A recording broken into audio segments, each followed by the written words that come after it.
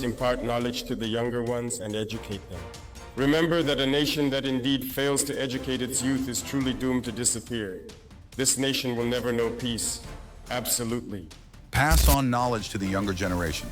Teach them. Because a nation that fails to educate its youth is a nation heading toward destruction.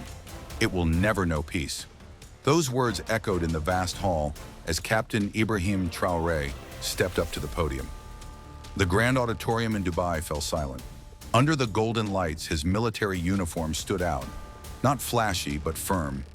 The room was packed with powerful people, world leaders, tech giants, and media tycoons. Yet for that moment, all eyes were on him. It was the Global Innovation Summit, a gathering of the planet's most influential minds. But this night belonged to the young leader from Burkina Faso. He didn't command attention through money or connections, but with the quiet power of someone who had actually changed lives. As he reached for the microphone, cameras zoomed in, not just on his face, but on his hands. They were the hands of a man shaped by struggle and sacrifice. No one knew it yet, but they were about to witness something unforgettable. Behind him, a huge screen showed smiling children in Burkina Faso, many from remote villages, sitting in their classrooms filled with sunlight and dreams. As Traoré began to speak, the crowd leaned forward. He painted a vivid picture of how his country had turned dusty villages into hubs of learning. He told of schools powered by the sun, of teachers who walked for hours just to reach the children no one else remembered. His voice was calm and steady, carrying the rhythm of his homeland, rich with wisdom passed down through generations. But just as the room hung on his words, a sudden burst of laughter cut through the air. It came from Elon Musk, loud, dismissive, mocking. His laugh bounced off the marble walls like an insult. The crowd stiffened. Some smiled awkwardly, unsure how to react. But Traoré paused. The cameras caught the flicker in his eyes. Not of rage, but of quiet strength. This was a man who had faced tanks, traitors, and bullets. A billionaire's arrogance didn't shake him. His jaw tightened slightly. His grip on the podium firmed. Around the room, you could feel a shift. Delegates realizing this wasn't just a cultural slip-up. This was a standoff, a confrontation between two worlds. The tech elite's smugness versus the quiet pride of a people who had built something from nothing. Traoré locked eyes with Musk. The room froze. And then he spoke again. His voice, now sharper, more focused, sliced through the silence like a blade. He didn't raise it. He didn't insult. But every word that followed carried the weight of a man who had rebuilt his nation with his bare hands. Phones came out. Attendees started recording.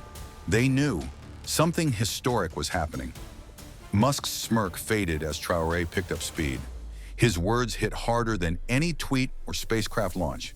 He wasn't just talking about schools anymore. He was defending dignity, and he was doing it with stories far more powerful than data charts or investor pitches. Far from the glitz of Dubai, the sun was rising over the village of Gorsi. Teacher Aminata Arago opened the doors to her solar-powered classroom. Children walked barefoot from their mud homes, their uniforms worn but clean, clutching their notebooks as if they were gold. The school building was a blend of tradition and modern solutions, made from local earth blocks, its rooftop lined with shining solar panels. Inside, tablets charged by sunlight sat neatly on desks carved by local craftsmen. On the walls, bright paintings by students hung beside hand-drawn maps of Africa.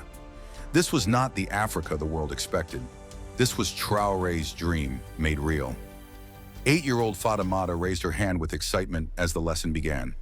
She asked about soil protection, not from textbooks, but from her own life.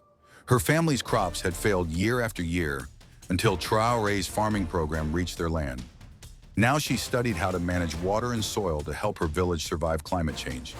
In that classroom, learning wasn't a luxury, it was a lifeline.